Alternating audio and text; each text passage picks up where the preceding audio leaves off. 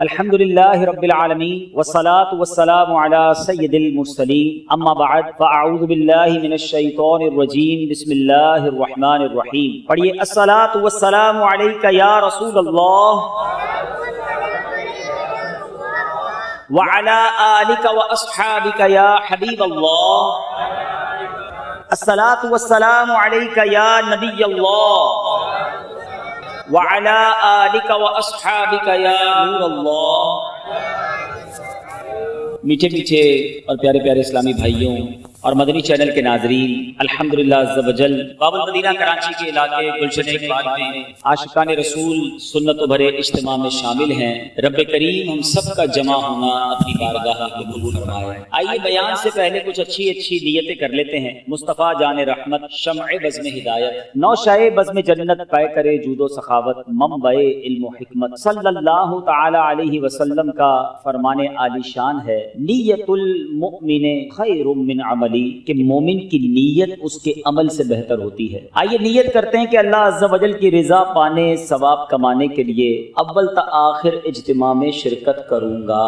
ادھر ادھر دیکھنے سے بچتے ہوئے، بات چیت کرنے سے بچتے ہوئے، موبائل فون کے استعمال سے بچ کر ممکن ہوا تو بیان کی تعظیم کی نیت سے دو زانو بیٹھ کر بیان سنوں گا. تو آپ میں سے جن کے لیے ممکن ہو وہ دو زانو بیٹھ جائیں، جس طرح تحیات میں بیٹھتے ہیں. تھک جائیں تو پھر جیسے چاہیں بیٹھ جائیں.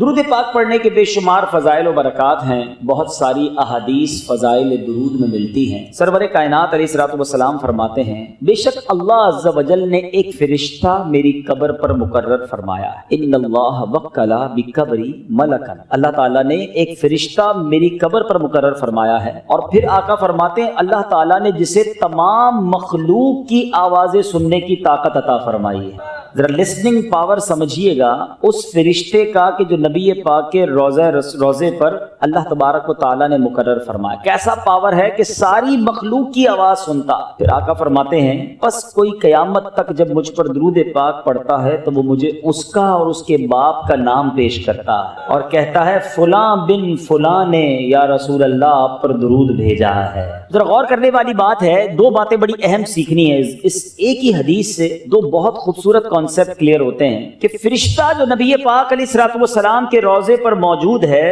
اس کی لسننگ پاور کا عالم یہ ہے، سماعت کی قوت کا عالم یہ ہے کہ آج گلشن اقبال میں بیٹھ کر، کراچی میں بیٹھ کر ہم درود پاک پڑھیں، فرشتہ مدینے میں وہ درود پاک سن لیتا ہے. صرف کراچی والوں کا نہیں، افریقہ، امریکہ، یورپ، دنیا میں جہاں جہاں عاشقان رسول درود پڑھتے ہیں وہ فرشتہ ان کا درود سنتا ہے. اچھا صرف درود سنتا نہیں، سننے کے بعد پہچان بھی لیتا ہے کہ درود پڑھنے والا کون ہے. آج کل سائنس نے ترقی کی ہے. ہمارے موبائل فون میں بھی کالر آئی ڈی ہوتی ہے. کال کریں تو پتہ چل جاتا ہے کہ فون کس نے کیا ہے، نام لکھا ہوا آ جاتا ہے. ٹھیک ہے، مگر فرشتے کے علم کا عالم دیکھیں، صرف یہ نہیں پہچانتا کس نے درود پڑھا ہے، یہ بھی پہچان لیتا ہے درود پاک پڑھنے کے والد کا نام کیا ہے. اب بڑی آسان سی بات ہے، بڑا ایزی کانسیپٹ کلیئر ہو جائے گا. دنیا کا دستور ہے کہ جو دربان ہوتا ہے، جو چوکیدار ہوتا ہے، جو پیغام رساں ہوتا ہے، اس سے زیادہ پاورفل جو ہے وہ مالک مکان ہوتا ہے. گھر کے باہر جس چوکیدار کو کھڑا کیا جائے یا پیغام لانے کے لیے جس کو رکھا جائے، اس سے زیادہ پاورفل تو گھر والا ہوگا نا. تو جو نبی پاک کے روزے پر فرشتہ موجود ہے، اس کی سماعت اور پہچان اور علم کا عالم یہ ہے، تو مصطفیٰ کریم کی سماعت کا عالم کیا ہوگا. جو ساری دنیا میں عاشقان رسول جھوم جھوم کر پڑھتے ہیں نا، دور و نزدیک کے سننے والے وہ کان، دور و نزدیک کے سننے والے وہ کان، کان لعلے کرامت پہ لاکھوں سلام. تو یہ عقیدہ تو اس حدیث پاک سے بڑا روشن ہمیں مل رہا ہے کہ جب فرشتے کی سماعت کا عالم یہ ہے تو جو فرشتوں کے آقا ہیں صلی اللہ تعالی علیہ وسلم، ان کی سماعت کا عالم کیا ہوگا. اور دوسری عشق والی بات، دنیا کا دستور ہے کہ آپ جس سے بڑی محبت کرتے ہوں، جس کی بڑی تعظیم کرتے ہوں، تو کوئی آ کر آپ کو بتائے کہ جناب آپ کا ذکر جو ہے وہاں ہو رہا تھا، جس سے آپ محبت کرتے ہیں، اور کوئی بتائے یار آپ کی بات ان کے پاس ہو رہی تھی، تو آپ کو بڑی خوشی ہوتی ہے کہ واقعی میرا تذکرہ وہاں ہوا. ایک ایگزامپل دیتا ہوں، کوئی آپ کو کہے یار آپ کی بات آپ کے پیر صاحب کے پاس ہو رہی تھی، تو کتنی خوشی ہوتی ہے کہ اچھا میرے پیر صاحب کے پاس میرا تذکرہ ہوا، میری بات ہوئی. اچھا بتائیں تو صحیح کیا بات ہوئی. بڑا مزہ آتا ہے. بتائیے ایک غلام کے لیے اس سے بڑی سعادت کیا ہے. ادھر وہ درود پڑھے، ادھر فرشتہ ہمارا نام بارگاہ رسالت میں پیش کر دے. صرف میرا نہیں میرے والد کا نام بھی پیش کرے، اور ایک بار نہیں، میں جتنی بار درود پاک پڑھوں اتنی بار فرشتہ دربار رسالت میں پیش کرے۔ تو گویا مطلب یہ ہوا کہ بارگاہ رسالت میں حاضری کا ٹکٹ ہے۔ آپ اگر چاہتے ہیں کہ روز میری حاضری لگے بلکہ ایک دن میں کئی بار حاضری لگے تو درود پاک اپنا معمول بنا لیجئے۔ سبحان اللہ، خوش نصیب ہیں وہ لوگ جو روزانہ سینکڑوں بار درود پاک پڑھتے ہیں۔ روزانہ ہی نہ جانے کتنی بار بارگاہ رسالت میں تذکرہ ہوتا ہوگا۔ کبھی تو نبی پاک کرم فرمائیں گے، کبھی تو فرشتوں سے فرمائیں گے کہ یہ غلام روز یاد کرتا ہے، چلو آج اس کی بگڑی بنا دیتے ہیں۔ ایک ہی نگاہ کرم کی دیر ہے، یہ میں بتا دوں۔ ہو سکتا ہے یہاں پر بہت سارے پریشان، بیمار، قرض دار، ڈیفیکلٹیز میں مبتلا لوگ بیٹھے ہوں گے یا مجھے بعد میں چینل پر سنیں گے۔ What ever difficulty you have, کوئی بھی پرابلم ہے آپ کے پاس، ہمارے لیے بڑی مشکلیں ہیں، ایک بار سرور کائنات علیہ الصلوۃ والسلام کی نگاہ پڑ گئی نا، ہاں سارے کام سنور جانے۔ شاعر لکھتے ہیں نا، یاد رکھو اگر اٹھ گئی ایک نظر، یاد رکھو اگر اٹھ گئی ایک نظر، جتنے خالی ہیں سب جام بھر جائیں۔ بریلی کے تاجدار بھی لکھتے ہیں نا، قسمت میں لاکھ پیچ ہوں 100 بل 1000 کچ۔ لوگ کہتے ہیں یار کوئی مسئلہ ہی حل نہیں ہوتا، جس کام میں ہاتھ ڈالتا ہوں گڑبڑ ہو جاتی ہے، ایک مسئلے سے نکلتا ہوں دوسرے مسئلے میں پھنس جاتا ہوں، پرابلمز ہی پرابلمز ہیں۔ عاشقوں کے امام، امام اہل سنت مولانا شاہ امام احمد رضا خان کیا پیارا سولوشن دیتے ہیں، فرماتے ہیں قسمت میں لاکھ پیچ ہوں 100 بل 1000 کچ، آقا یہ ساری گتھی ایک تیری سیدھی نظر کی ہے، ایک نظر پڑھنے کی دیر ہے ساری گتھیاں سلجھ جانی ہے۔ تو پڑھیے نا درود پاک، کثرت سے پڑھیے، پھر دیکھیں کیسے درود پاک کی برکتیں ملتی ہیں۔ سبحان اللہ۔ صدیق اکبر رضی اللہ عنہ خود فرماتے ہیں کہ پیارے آقا علیہ الصلوۃ والسلام پر درود پاک پڑھنا گناہوں کو ایسا مٹا دیتا ہے، اتنی جلدی مٹا دیتا ہے کہ پانی بھی آگ کو اتنی جلدی نہیں بجھاتا۔ فرماتے ہیں نبی پاک علیہ الصلوۃ والسلام پر سلام بھیجنا غلام آزاد کرنے سے بھی افضل ہے، اتنا بڑا کام ہے۔ تو اے میرے میٹھے اسلامی بھائیوں، ہمیں اپنی زندگی کا معمول بنانا چاہیے، چلتے پھرتے اٹھتے بیٹھتے درود پاک پڑھتے رہا کریں، انشاءاللہ اس کی برکتیں آپ اپنی آنکھوں سے دیکھیں گے۔ آئیے مل کر محبت کے ساتھ بآواز بلند درود پاک پڑھ لیجئے، صلو علی الحبیب صلی اللہ تعالی علی محمد صلی اللہ علیہ وسلم۔ میٹھے میٹھے اسلامی بھائیوں، جیسا کہ میں نے ذکر کیا کہ ایک بڑی عظیم مبارک اور جس کو آپ کہیں کہ تاریخ اسلام کی ہسٹوریکل پرسنالٹی حضرت صدیق اکبر رضی اللہ تعالی عنہ ہیں۔ حضرت ابوبکر صدیق رضی اللہ تعالیٰ عنہ خلیفہ اول بھی ہیں، عاشق اکبر بھی ہیں، یار غار بھی ہیں، یار مزار بھی ہیں، نبی پاک کے ایسے ساتھی ہیں کہ جب بھی ان کے بارے میں ہم جانتے ہیں، پڑھتے ہیں، ہمارا ایمان تازہ ہو جاتا ہے۔ آپ کا نام شاید بہت سارے یہاں موجود اسلامی بھائیوں کے لیے بھی اور بہت سارے مدنی چینل کے ناظرین کے لیے بھی یہ نئی بات ہوگی کہ اگر میں یہ سوال کر لوں کہ بتائیے آپ کا نام کیا تھا، تو حضرت ابوبکر ان کا نام نہیں ہے، ان کی کنیت اتنی پاپولر، اتنی مشہور ہوئی کہ ساری دنیا انہیں ابوبکر کے نام سے جانتی ہے، مگر ابو بکر جو ہے آپ کی کنیت ہے۔ نبی پاک علیہ الصلوۃ والسلام کی اس عظیم ساتھی کا نام عبداللہ ہے، عبداللہ آپ کا نام تھا، ابو بکر آپ کی کنیت۔ سب سے پہلے اسلام لانے والی شخصیت مردوں میں حضرت ابو بکر صدیق رضی اللہ تعالی عنہ ہیں، اور آپ علیہ الصلوۃ والسلام کے جو القابات مشہور ہوئے عتیق اور صدیق۔ عتیق کا مطلب ہے آزاد۔ سبحان اللہ، میں اور آپ ساری زندگی دعا کرتے ہیں اللہم اجرنا من النار، کہیے آمین، کہ اللہ ہمیں جہنم کی آگ سے آزاد فرما دے۔ صدیق اکبر رضی اللہ تعالیٰ عنہ کی قسمت پر ہماری جانیں قربان کہ آپ کو نبی پاک نے فرمایا انت عتیقم من النار، اے صدیق تو جہنم کی آگ سے آزاد ہو۔ اس دن سے آپ کا نام عتیق مشہور ہو گیا۔ ایک اور کیسا واقعہ ہوا، بی بی عائشہ صدیقہ رضی اللہ تعالیٰ عنہا فرماتی ہیں ایک دن میں اپنے گھر میں تھی کہ نبی پاک علیہ الصلوۃ والسلام اور صحابہ کرام ہمارے گھر تشریف لائے، میرے اور ان کے درمیان چارپائی رکھی ہوئی تھی۔ اچانک میرے والد گرامی حضرت ابوبکر صدیق رضی اللہ تعالیٰ عنہ ہمارے گھر تشریف لائے تو پیارے آقا نے ان کی طرف دیکھ کر صحابہ سے ارشاد فرمایا جسے دوزخ سے آزاد شخص کو دیکھنا ہو وہ ابو بکر کو دیکھ لے۔ کہتے اس دن کے بعد سے آپ عتیق مشہور ہو گئے اور صدیق، سبحان اللہ، یہ ایسا لقب ہے سچ بولنے والا، سچ کہنے والا۔ ایک اور اس کے معنی یہ بیان کیے جاتے ہیں کہ صداقت اور سچائی کی تصدیق کرنے والے۔ حضرت ابوبکر صدیق رضی اللہ تعالیٰ عنہ کے بہت سارے کارناموں میں ایک شاندار اور ایمان افروز کارنامہ یہ بھی ہے کہ جب صبح معراج تھی، معراج کی رات گزر گئی اور صبح کا وقت جب ہوا تو پیارے آقا علیہ الصلوۃ والسلام نے کفار مکہ کے سامنے ایک دعویٰ کیا کہ میں رات کے تھوڑے حصے میں بیت المقدس کی سیر کر کے واپس वापस आ गया। बहुत बड़ा आज कॉन्सेप्ट भी क्लियर हो जाएगा, बहुत बड़ी गलतफहमी भी बहुत सारे यहाँ मौजूद इस्लामी भाइयों की, ये जो वसवसे पैदा करते हैं उनकी भी क्लियर हो जाएगी। कि कुछ लोग ये कहते हैं जनाब ये मेराज का जो वाकया था ये ख्वाब में हुआ था, ये जिस्मानी तौर पर नबी पाक बैतुल मुकद्दस तशरीफ नहीं ले गए थे, आसमानों पर प्यारे आका जिस्मानी तौर पर नहीं गए थे। अच्छा, बड़ा आसान सा इसका लॉजिकली जवाब दे देता हूँ, याद रखिएगा तो मसला हल हो जाएगा। एक मिसाल पहले देता हूँ फिर जवाब दे देता हूँ। आपका बेटा सुबह उठे और आपसे कहे छोटा भाई आपका बेटा कि अब्बू जान रात ख्वाब में अमेरिका भी गया, उसके बाद लंदन गया, फिर जनाब घूमते घूमते लाहौर भी गया और आंख खुली तो अपने बिस्तर पर था। तो आप क्या कहेंगे कि बेटा कोई बात नहीं, ख्वाब में तो सारे ही घूमते रहते, ये कोई नई बात नहीं, इसमें कोई परेशानी की बात तो नहीं। ख्वाब में अगर कोई कहे तो हम कहेंगे ठीक है ख्वाब में हो सकता है। अगर नबी पाक अलैहिस्सलाम ने मेराज की रात गुजार कर कुफ्फारे मक्का के सामने यही दावा किया था कि मैं ख्वाब में बैतुल मुकद्दस गया, तो किसी को क्या प्रॉब्लम हो सकती थी? मगर वहां तो शोर डाल दिया गया, एक जबरदस्त मुखालिफत की फजा कायम कर दी गई। अबू जहल इतना शातिर और अय्यार था कि उसने नबी पाक अलैहिस्सलाम से अर्ज की कि हुजूर आपने जो अभी कहा है कि आप बैतुल मुकद्दस होकर आए हैं, मैं मजीद कुछ लोग जमा करता हूं, क्या उनके सामने भी आप ये दावा कर देंगे? प्यारे आका अलैहिस्सलाम ने फरमाया हाँ मैं उनके सामने भी कह दूंगा। उसने और लोगों को जमा किया, देखो ये मोहम्मद अरबी सल्लल्लाहु अलैहि वसल्लम क्या फरमा रहे हैं। नबी पाक ने उनके सामने भी यही दावा किया कि मैं रात थोड़े हिस्से में बैतुल मुकद्दस से होकर आया हूं, आसमानों की सैर की है।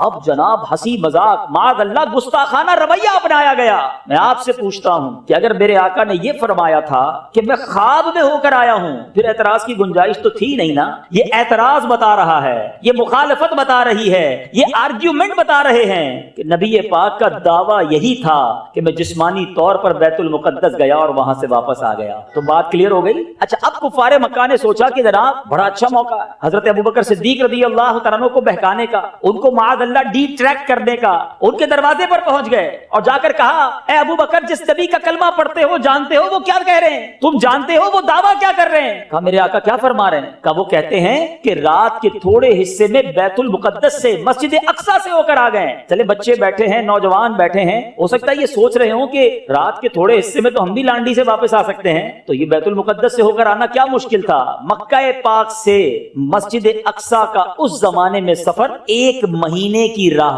1 महीने का सफर था, क्योंकि घोड़े और ऊंट जाते थे तो 1 महीने जाने का रास्ता था, 1 महीने वापस आने का रास्ता था, गोया 60 दिन का सफर था। और प्यारे आका का दावा यह था, इरशाद ये था कि मैं रात ही रात होकर आ गया हूं। सैयदना अबू बकर सिद्दीक से कहा कि आप जानते हैं जिस नबी का आप कलमा पढ़ते हैं वो क्या कह रहे हैं? तो आपने फरमाया बताओ क्या कह रहे हैं? कहा वो कहते हैं रात के थोड़े हिस्से में बैतुल मुकद्दस से होकर आ गया हूं। कहा वाकई मेरे आका ऐसा कहते हैं? कहा वो ऐसा ही फरमा रहे हैं। कहा नबी पाक फरमा रहे हैं तो सच फरमा रहे हैं, मेरे आका ने फरमाया है तो सच फरमाया है, मैं उसकी तस्दीक करता हूं। वो हक्के बक्के रह गए कुफारे मक्का के, ए अबू बकर तुम ऐसी अजीब बात की तस्दीक कर रहे हो? अल्लाह अकबर, वो तारीखी जवाब इरशाद फरमाया। आप फरमाते हैं मैं तो इससे भी बड़ी बड़ी बातों की तस्दीक करता हूं, मेरे आका मुझे आसमानों की खबरें देते हैं। नबी पाक फरमाते हैं कि आसमान से जिब्रील अमीन आए हैं, कुरान पाक की आयतें लेकर आए हैं। अरे जब मैं जिब्रील के आने पर यकीन रखता हूं, कुरान के नुज़ूल पर यकीन रखता हूं, ये तो उससे छोटी खबर है। मेरे आका जो फरमाते हैं मैं उस पर यकीन रखता हूं। अल्लाह अकबर। मेरे बीच इस्लामी भाइयों, बड़ी बारीक सी बात कहकर आगे निकल जाऊंगा। हजरत अबू बकर सिद्दीक रज़ी अल्लाह तआला अन्हु का एटीट्यूड क्या था? नबी पाक का फरमान सुना, लब्बैक कहा, आका की शान सुनी, दिल में मुसर्रत आ गई। अबू जहल और उसके साथियों का एटीट्यूड क्या था, उनका रवैया क्या था? शान मुस्तफा सुनी, परेशान हो गए, मजाक उड़ाने लगे, लॉजिक्स ढूंढने लगे। आज भी शबे बैराज आती है, सारी दुनिया में आपको 2 किस्म के लोग नजर आएंगे, एक खुशी मनाने वाले, एक झूमने वाले, एक नबी पाक की शान पर खुश होने वाले। कुछ कंफ्यूज लोग भी नजर आएंगे, वो अपना काम कर रहे हैं, हम अपना काम करते रहेंगे। रहेगा यूं ही उनका चर्चा रहेगा, रहेगा यूं ही उनका चर्चा रहेगा, पड़े खाक हो जाएं जल जाने वाले। तो है मेरे बीच इस्लामी भाइयों, सिद्दीक अकबर रज़ी अल्लाह तआला अन्हु की शान क्या निराली शान है। आप रज़ी अल्लाह तआला अन्हु की जिंदगी की 3 बड़ी ख्वाहिशें। अल्लाह अकबर। आज हमसे कोई पूछे कि बताओ तुम्हारी जिंदगी की सबसे बड़ी ख्वाहिश क्या, तो शायद कोई कहेगा जनाब गुलशन इकबाल में रहता हूँ, तमन्ना यह है कि डिफेंस में घर बन जाए, मोटरसाइकिल पर घूमता हूँ, अच्छी सी चमचमाती गाड़ी मिल जाए, कभी यूरोप और अमेरिका गया नहीं, वहां का वीजा लग जाए तो वो भी जिंदगी में एक बार देख ही। ऐसी कुछ ख्वाहिशें हों। आओ आशिक अकबर की ख्वाहिशें सुनो, उनकी तमन्ना क्या थी, उनकी डिजायर्स क्या थी। सिद्दीक अकबर रज़ी अल्लाह तआला अन्हु फरमाते मेरी 3 ख्वाहिशें। آپ فرماتے پہلی تمنا النظر الی، دوسری تمنا وانفاق مال علی، تیسری تمنا والجلوس بین یدی، کہتے پہلی تمنا یہ ہے پیارے آقا کا دیدار ہی کرتا رہوں، دوسری تمنا یہ ہے اپنا مال اپنے آقا کی بارگاہ میں خرچ کرتا رہوں، اور تیسری تمنا یہ ہے کہ نبی پاک کے قدموں ہی میں حاضر رہوں، ان کی صحبت میں ہی وقت گزرتا رہے۔ یعنی غور کیجئے ان تمام خواہشات کا محور کیا تھا، مرکز کیا تھا؟ میں اور آپ شعر پڑھتے اور سنتے ہیں، صدیق اکبر کی زندگی گویا اس شعر کا مصداق دی کہ میرے تو آپ ہی سب کچھ ہے رحمت عالم، میرے تو آپ ہی سب کچھ ہے رحمت عالم، میں جی رہا ہوں زمانے میں آپ ہی کے لیے، آقا تمہاری یاد کو کیسے نہ زندگی سمجھوں، یہی تو ایک سہارا ہے زندگی کے لیے، آپ کی زندگی کا مقصد ہی ایک تھا۔ اور دیکھو پھر اللہ نے اپنے اس نیک بندے کی خواہشیں پوری کیسے فرمائیں، النظر الیک، آپ کو دیکھتا رہوں، یہ پہلی خواہش۔ ساری زندگی تو دیدار کرتے ہی رہے مگر جو غار ثور میں دیدار ملا، ذرا سوچو تو صحیح، نبی پاک گود میں آرام فرما ہے۔ علماء بڑی پیاری بات لکھتے ہیں، فرماتے ہیں جو عبادت صدیق اکبر نے غار ثور میں اس وقت کی کہ جب جمال یار ان کی زانوں پر تھا، ان کی گود میں تھا، کائنات میں کوئی اور ایسی عبادت اس وقت نہیں کر رہا تھا۔ ون اینڈ اونلی حضرت ابوبکر صدیق نے ایسا دیدار کیا جو کسی اور نے نہیں کیا۔ اور کبھی غور تو کرو جب کوئی گود میں ہو تو کیسے رخسار دیکھے ہوں گے، کیسے ہونٹ دیکھے ہوں گے، کیسے پلکیں دیکھی ہوں گی، ارے دیدار بھی کیا تو کیسا کیا۔ دوسری تمنا وانفاق مال علی، یا رسول اللہ میں آپ کی ذات پر اپنا مال خرچ کرتا رہوں، کیسا خرچ کیا؟ ایک بار نہیں، ایک سے زائد بار صدیق اکبر رضی اللہ تعالیٰ عنہ نے اپنا سب کچھ نبی پاک کے قدموں پر قربان کر دیا۔ اور پھر والجلوس بین یدی، تیسری تمنا کیا تھی کہ آقا کے پاس حاضر رہوں، ارے ساری زندگی تو حاضر رہے۔ شاید بہت سو کو یہ نہیں پتا کہ صدیق اکبر رضی اللہ تعالیٰ عنہ نبی پاک کا ساتھ کب سے ہے؟ جب آقا کی عمر مبارک 20 سال تھی، اعلان نبوت تو نبی پاک نے 40 سال کی عمر میں کیا نا، پیارے آقا علیہ الصلوۃ والسلام کی عمر مبارک جب 20 سال تھی، اس وقت صدیق اکبر رضی اللہ عنہ کی عمر 18 سال تھی، 2-2.5 سال کا عمر میں فرق ہے۔ اس وقت سے نبی پاک کے دوست ہیں، اس وقت سے پیارے آقا کے ساتھ ہیں، اور میرے میٹھے اسلامی بھائیوں زندگی میں تو ساتھ رہے، آج سنہری جالیوں میں بھی آقا کے ساتھ ہیں۔ ساری کائنات میں جب کوئی عاشق رسول روضہ رسول پر جاتا ہے، جہاں نبی پاک کی بارگاہ میں سلام پیش کرتا ہے، وہاں صدیق اکبر رضی اللہ تعالیٰ عنہ حضرت عمر فاروق رضی اللہ تعالیٰ عنہ کی بارگاہ میں بھی سلام پیش کرتا ہے۔ کیا مرتبہ پایا! اب دیکھو اپنے دوست کو ساتھ بھی رکھا، اور قیامت کے دن منظر کیسا ہوگا۔ ایک بار نبی پاک علیہ الصلوۃ والسلام سیدھے ہاتھ میں حضرت ابوبکر صدیق ہیں، بائیں ہاتھ میں حضرت عمر فاروق ہیں، ان کا ہاتھ پکڑ کر آئے اور صحابہ کرام کے سامنے آ کر فرماتے ہیں دیکھ لو جس طرح آج ہم آئے ہیں محشر کے دن بھی اسی طرح آئیں گے۔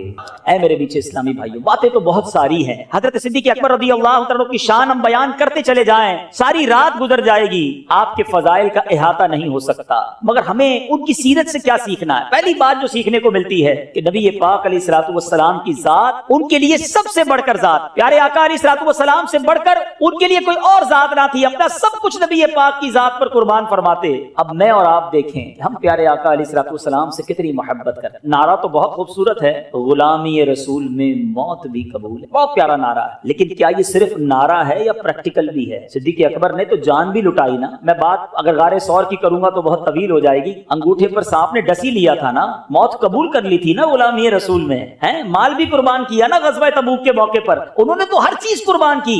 آج جو یہ نعرہ لگا رہے ہیں کہ غلامی رسول میں موت بھی قبول ہے، انہیں نماز قبول کیوں نہیں؟ انہیں نبی پاک علیہ الصلوۃ والسلام کی سنتیں قبول کیوں نہیں ہیں؟ انہیں پیارے آقا علیہ الصلوۃ والسلام کی سیرت کے جو طریقہ کار ہے، سنتوں پر عمل ہے، وہ قبول کیوں نہیں ہے؟ یہ کیسی غلامی ہے کہ نعرہ تو وہ لگاتے ہیں عمل کچھ اور کرتے ہیں؟ سوچنے والی بات۔ اور آج میں ایک اور اہم پہلو کی طرف توجہ دلانا چاہتا ہوں، کیونکہ یہاں تاجر اسلامی بھائی جمع ہیں، ہم صبح سے شام تک اپنے روزگار، اپنے کاروبار، اپنی نوکری، اپنے دیگر معاملات میں مصروف رہتے ہیں۔ آؤ میں صدیق اکبر رضی اللہ عنہ کی سیرت کا ایک اور پہلو آپ کو بتاؤں۔ ایک بار آپ کا غلام آپ کے لیے دودھ کا پیالہ لایا، آپ نے وہ دودھ جب پی لیا تو غلام کہتا ہے حضور آپ جب بھی میں کوئی چیز لاتا تھا آپ ہمیشہ ایک کوسچن کرتے تھے، ایک سوال فرماتے کہ بتاؤ یہ کدھر سے لائے ہو؟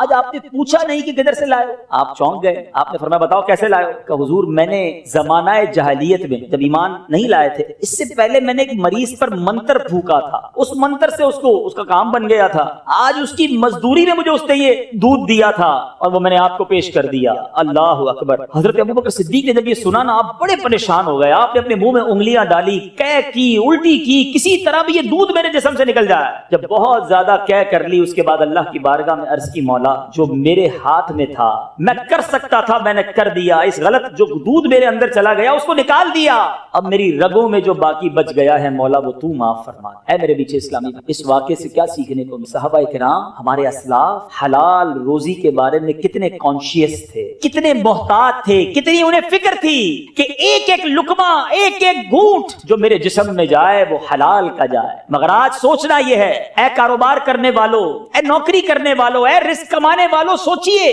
کہ آج آمدنی آتے وقت، پیسہ کماتے وقت ہم میں سے کس کس کا یہ ذہن ہوتا ہے کہ یار یہ حلال ہے بھی کہ نہیں، یہ جو میں کمانے جا رہا ہوں یہ اللہ کو راضی کر کے کما رہا ہوں یا اسے ناراض کر کے کما رہا ہوں؟ آج ایک ہی ذہن بنا ہوا ہے، پیسہ آنا چاہیے، کاروبار بڑھنا چاہیے جناب، منافع آنا چاہیے، چاہے وہ کدھر سے بھی آ جائے۔ میرے بیچ اسلامی بھائیوں، ہم سارے مسلمان ہیں اور اسلام ہمیں اس بارے میں شاندار رہنمائی دیتا ہے۔ اللہ تبارک و تعالی قرآن مجید فرقان حمید میں ارشاد فرماتا ہے، واضح اعلان ہے، یا ایھا الناس کلوا مما فی الارض حلالا طیبا ولا تتبعوا خطوات الشیطان انہ لکم عدو مبین۔ ترجمہ، اے لوگوں جو کچھ زمین میں حلال پاکیزہ ہے اس میں سے کھاؤ اور شیطان کے راستوں پر نہ چلو، بے شک وہ تمہارا کھلا دشمن۔ اب حلال کمائی کہتے کس کو ہے ذرا سمجھ لیجئے۔ ایک تو کھانا جو ہم کھائیں وہ بھی حلال ہو، سبزی ہو یا ذبیحہ گوشت ہو، ہاتھ سے کٹا ہوا جو بھی مرغی، چکن، مٹن، بیف یا سبزی، جو چیزیں حلال ہیں وہ ہوں، یہ حلال ہے، مگر یہ حلال طریقے سے بھی حاصل کی گئی ہوں۔ کوئی جناب سبزی رشوت میں لے آئے، کوئی کسی سے چوری کر کے حلال گوشت لے آئے، یعنی خوراک ہو بھی حلال اور حاصل کرنے کا ذریعہ بھی حلال، یہ بہت ضروری ہے۔ اور میرے بیچ اسلامی بھائیوں، ہمارے اسلام میں اس کی شاندار فضائل بیان ہوئے۔ اللہ اکبر۔ ایک بار حضرت سعد بن ابی وقاص رضی اللہ تعالیٰ عنہ، کتنے بڑے صحابی ہیں، نبی پاک سے عرض کی حضور دعا فرمائے میں مستجاب الدعوات بن جاؤں۔ مستجاب الدعوات کس کو کہتے ہیں؟ جس کی ساری دعائیں قبول ہوں۔ ہم بھی چاہتے ہیں نا کہ مستجاب الدعوات بن جائے۔ بڑا پیارا کوسچن تھا۔ اچھا، پیارے آقا علیہ الصلوۃ والسلام نے اس کا کوئی بہت لمبا چوڑا جواب نہیں دیا کہ اے سعد اتنے روزے رکھو، اتنے سجدے کرو، اتنی تلاوت قرآن کرو، اتنے مجاہدات کرو، پھر تمہاری دعائیں قبول ہوں گی۔ پیارے آقا نے ایک جملے میں جواب عطا فرما دیا، فرمایا اے سعد اپنی غذا پاکیزہ کر لو تم مستجاب الدعوات بن جاؤ۔ یعنی غذا پاکیزہ ہو تو دعائیں قبول ہوتی ہیں، انسان کے درجے بلند ہوتے ہیں۔ مگر آج ہم یہ شکوہ کرتے تو نظر آتے ہیں کہ میری دعائیں قبول نہیں ہوتی، میرے گھر سے پریشانیاں دور نہیں ہوتی، بیماریاں ڈیرا ڈالے بیٹھی ہیں، ارے جناب پیسہ بہت ہے سکون نہیں ہے۔ مگر کبھی سوچا کہ میں پیسہ کما کیسے رہا ہوں؟ میں نے کہاں چیک کروایا، کدھر میں نے غور کیا کہ یہ سب حلال ہے کہ نہیں؟ کہیں سے میرے پیسوں کے اندر، میری آمدنی، میرے بزنس، میری جاب کے اندر حرام تو نہیں آ رہا؟ اے میرے بیچ اسلامی بھائیوں، بعض اوقات ہمارا سارا کام حرام نہیں ہوتا، مگر ایک غلطی، ایک مسٹیک، ایک غلط انداز ہماری روزی کو حرام کر رہا ہوتا ہے۔ مثال کے طور پر آپ ایک بڑا سا پیالہ لے لیں، برتن بڑا سا لے لیں اور اس پر دودھ اس کے اندر بھر لیں اور اس کے اندر 2 قطرے گندگی کے ڈال دیں، تو اب آپ اس دودھ کو پیئیں گے؟ 2 قطرے کوئی پیشاب کے ڈال دے اور کہ جناب دودھ پیجئے، ٹھنڈا میٹھا دودھ ہے، تو آپ کہیں گے 2 قطروں نے پاکیزہ ٹھنڈے میٹھے دودھ کو خراب کر دیا۔ اسی طرح کہیں ہماری بزنس کے اندر، کہیں ہمارے کاروبار، کہیں ہماری جاب کے اندر ہم کوئی ایسا عمل کر جاتے ہیں کہ وہ عمل ہماری روزی کو حرام کر رہا ہوتا ہے، حرام کی کمائی ہماری حلال کی کمائی میں مل کر اسے آلودہ کر رہی ہوتی ہے اور ہمیں اس کا احساس بھی نہیں ہوتا۔ ایک بار نبی پاک علیہ الصلوۃ والسلام نے ارشاد فرمایا، اس ذات پاک کی قسم جس کے دستے قدرت میں میری جان ہے، آدمی اپنے پیٹ میں حرام کا لقمہ ڈالتا ہے تو 40 دن تک اس کا کوئی عمل قبول نہیں ہوتا۔ جس بندے کا گوشت سود اور حرام گوری سے اگا ہے اس کے لیے آگ زیادہ بہتر ہے۔ اب سوچئے، نہ عمل قبول ہے نہ دعائیں قبول، مگر آج یہ کانسیپٹ ہی لگتا ہے ختم ہوتا جا رہا ہے۔ سود کا کام کرنے کے لیے لوگ تیار ہیں کہ جناب قسطوں پہ فلاں چیز لے لیتے ہیں، چل فلاں کو پیسے دیتے ہیں، اس سے نفع لے لیتے ہیں، ارے یہ ڈیل کروں گا تو اتنے پیسے مل جائیں گے، تھوڑا بہت جھوٹ تو چلتا ہے۔ ارے جناب ہماری مارکیٹ کا ٹرینڈ ہے، اگر میں ایمانداری سے کام کروں گا تو دوسرے لوگ کاروبار لے جائیں گے، اگر میں نے میڈ ان فلاں کہہ کے اسٹیمپ لگا دی تو اس پہ کیا قباحت ہے، ساری مارکیٹ یہ کر رہی ہے۔ ارے جناب اگر کاروبار کرنا ہے تو کچھ نہ کچھ تو کرنا ہوگا۔ اگر یہ ہمارا ذہن بن چکا ہے تو بتائیے ہماری عبادتوں کا کیا ہو؟ حرام روزی کما کر ہم کیسے رب کو منہ دکھائیں گے؟ اچھا شیطان بڑا مردود ہے نا، جو لوگ حرام کماتے ہیں نا ان کو پتا ہوتا ہے کہ ہم گڑبڑ کر رہے ہیں، ہم جھوٹ بول رہے ہیں یا ہم ملاوٹ کر رہے ہیں یا سود کا کام کر رہے ہیں. اچھا اب شیطان تھپکی کیسے دیتا ہے؟ شیطان کہتا ہے یار ٹھیک ہے تم گڑبڑ کرتے ہو لیکن ساتھ ساتھ مسجد کو چندہ بھی تو دیتے ہو نا, ہر سال عمرہ بھی کر لیتے ہو, کسی غریب کی شادی بھی کروا دیتے ہو, تو لیول ہو جاتا ہے. تھوڑا بہت گڑبڑ کرتے ہو تھوڑا بہت لیول ہو جاتا ہے. اب شیطان اس طرح تھپکی دے کر ہمیں سمجھاتا ہے. اب اس کو میں ایک ایگزامپل کے ذریعے سمجھاتا ہوں.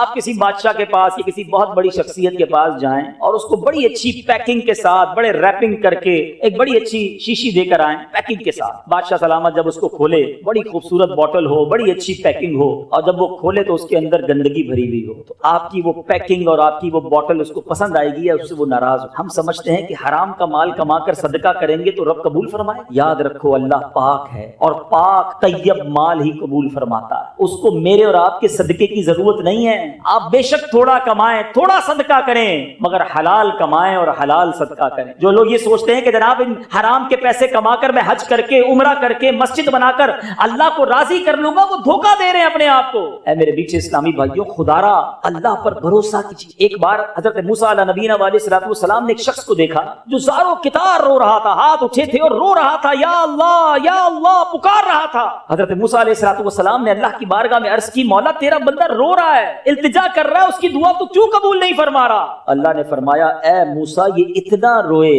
کہ روتے روتے مر جائے, اتنے ہاتھ اٹھائے کہ اس کے ہاتھ آسمان کو چھو جائیں. اے موسیٰ میں نے اس کی دعا قبول نہیں کر. عرض کی مولا کیا وجہ ہے؟ ارشاد فرمایا, اے موسیٰ بات یہ ہے کہ جو یہ کماتا ہے وہ حرام, جو کھاتا ہے حرام ہے, جو پہنتا ہے وہ حرام ہے. اب بتائیے بیچے اسلامی بھائیوں, لوگ کہتے ہیں میں کعبے کے سامنے گیا دعا کر کے آیا, میں نے فلاں پیر صاحب سے دعا کروائی, میں نے فلاں جگہ جا کر دعا کی, میرا مسئلہ ہی حل نہیں ہو رہا, میری پرابلم ہی سالو نہیں ہو رہی, میں قرآن پڑھتا ہوں مجھے روحانیت نہیں ملتی, میں درود پڑھتا ہوں مجھے چاشنی نہیں ملتی, میں نماز پڑھتا ہوں میرا نماز میں دل نہیں لگتا. اللہ کے بندو چیک تو کرو کہیں میں حرام تو نہیں کھا رہا. لوگوں کے بارے میں سوچنا چھوڑ دیجئے کہ جناب جھوٹ نہیں بولوں گا تو کاروبار کیسے چلے گا, اس کا مطلب تو رب پر بھروسہ ہی نہ رہا نا. ایک جملہ بچپن سے کہتے آ رہے ہیں, دانے دانے پہ لکھا ہے کھانے والے کا نام, لیکن کیا صرف زبان سے کہیں گے, دل سے اطمینان نہیں؟ روزی دینے والا کون ہے بتائیے نا, کون ہے روزی دینے والا؟ ذرا زور سے کہیے, روزی دینے والا کون ہے؟ برکت دینے والا کون ہے؟ جب دینے والا رب ہے میں اسی کو ناراض کر رہا. اصل میں پتہ ہے حرام کی طرف بندہ کیوں جاتا ہے؟ اس کی بڑی وجہ کیا ہے؟ انسان حرام کی طرف اس لیے جاتا ہے کہ اس پر رب کا جو بھروسہ ہے نا وہ کمزور ہو جاتا ہے, توکل ختم ہو جاتا ہے. وہ سمجھتا ہے اگر میں ایسا نہیں کروں گا تو روزی نہیں ملے گی, اگر میں جھوٹ نہیں بولوں گا تو کاروبار نہیں چلے گا, میں ملاوٹ نہیں کروں گا تو آگے نہیں بڑھ سکتا, ساری زندگی چھوٹے گھر میں ہی رہوں گا. اگر بنگلہ بنانا ہے, اگر گاڑی لینی ہے, اگر آگے بڑھنا ہے تو جناب غلط کام کرنا ہی پڑے گا. یہ وہ غلطی ہے, یہ وہ مسٹیک ہے جو ہم کر رہے ہیں نیچے اسلامی بھائیوں. آج میں آپ کو قرآن و حدیث کے ذریعے کچھ چیزیں سمجھانے آیا ہوں. اللہ کے واسطے میری بات غور سے سن لیجئے, یہ وہ مسٹیک ہے جو ہم کر رہے ہیں. اللہ تعالیٰ نے قرآن میں وعدہ کیا ہے کہ وہ روزی عطا فرمائے گا, اس کا وعدہ ہے ہم سب سے روزی کا. یاد رکھیے, ہم جس طرح موت تلاش کر کے ملتی ہے نا, اس طرح رزق بھی مجھے اور آپ کو تلاش کر کے ملے گا. ایک دانہ بھی کم نہیں ملے گا. میں صبر کروں, جو میرے نصیب میں ہے وہ مجھے مل کر رہے گا. ایک بار مولا علی کرم اللہ تعالی وجہ الکریم نماز پڑھنے مسجد میں تشریف لے گئے. سمجھیے بات, جو لوگ کہتے ہیں جناب 2 نمبر کا کام کروں گا تو پیسے زیادہ ملیں گے, مولا علی نماز پڑھنے مسجد میں گئے, ایک شخص کو اپنا لباس رکھوا کر گئے کہ یہ رکھو میں نماز پڑھ کے آیا. آپ جب نماز پڑھ کے آئے تو بندہ غائب, آپ کا لباس لے کر چوری کر گیا. آپ کو بڑا افسوس ہوا. تھوڑا آگے گئے تو وہی لباس ایک دکان پر لگا ہوا تھا. آپ نے فرمایا کہ یہ تمہارے پاس کہاں سے آیا؟ کہ ابھی ایک بندہ آیا اور 2 درہم کا بیچ کر گیا ہے. آپ نے بڑے افسوس کا اظہار کیا اور فرمایا اللہ تعالیٰ نے یہ 2 درہم اس بندے کے لیے حلال کے رکھے تھے. جب میں نماز کے لیے گیا تھا میں نے دل میں تمنا کی تھی کہ 2 درہم تحفے میں پیش کروں گا, مگر اس بندے نے جلدی کی, چوری کر کے وہی 2 درہم حرام کے کمائے. اے سود کا کام کرنے والو, اے جھوٹ بول کر کاروبار کرنے والو, اے ملاوٹ کا کاروبار کرنے والو, اے دھوکہ دے کر پیسے کمانے والو, صبر کرو. جو تمہارے نصیب میں ہے وہ حلال ذریعے سے تمہیں ملنا, اللہ کو ناراض کر کے نہ کمانا. یہ حرام بربادی لائے گا, بیماریاں ساتھ لائے گا, پریشانیاں ساتھ لائے گا. اصل ایک پرابلم اور ہے, ہم اصل میں برکت کا کانسیپٹ کچھ اور سمجھتے ہیں. ہم سمجھتے ہیں یار برکت اس کے پاس ہے جس کے پاس پیسہ زیادہ ہے، جو زیادہ امیر ہے، بڑے نوکر چاکر ہیں، بڑی گاڑیاں ہیں، وہ برکت والا۔ یہ بڑی غلطی ہے ہماری۔ ایک جملہ یاد کر لیجئے، برکت جو ہے نا وہ کوانٹٹی میں نہیں ہے، برکت کوالٹی میں، برکت تعداد میں نہیں ہے، برکت معیار میں ہے۔ اب کسی کے پاس کروڑوں روپے ہیں، بڑی گاڑیاں ہیں، مگر حرام کے ہیں، نہ رات سکون سے نیند آتی ہے، نہ بچے فرما بردار، روز گھر میں لڑائی جھگڑے ہیں اور طرح طرح کی بیماریاں ہیں۔ بتاؤ کیا یہ برکت؟ تھوڑے پیسے ہوں، حلال کے ہوں، سکون کی نیند آتی ہو، گھر میں کوئی پریشانی نہ ہو، بچے سارے نمازی فرما بردار ہوں، مجھے بتائیے برکت میں کون ہے؟ معیار زندگی برکت ہے۔ اور خدا را اللہ پر بھروسہ کرنا سیکھیے، جو میرے اور آپ کے نصیب میں ہے وہ مل کر رہے گا۔